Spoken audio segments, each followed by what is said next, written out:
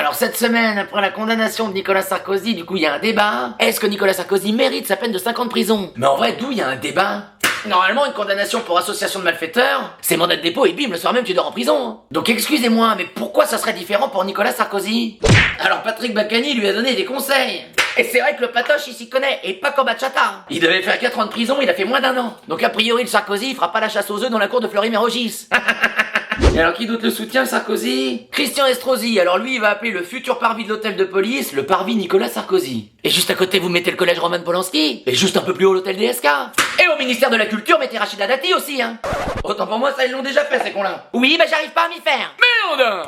Et même Karine Le Marchand elle soutient Sarkozy, qu'est-ce que ça veut dire ça? Elle a dit on condamne Sarkozy à 5 ans de prison alors qu'il y a des gens qui tabassent des policiers qui sont lâchés. Attends. Donc au lieu de dire tous les délinquants doivent être punis, elle nous dit tous les délinquants ne sont pas punis, donc il ne faut pas punir Nicolas Sarkozy. Donc si on suit son raisonnement, il faut punir personne.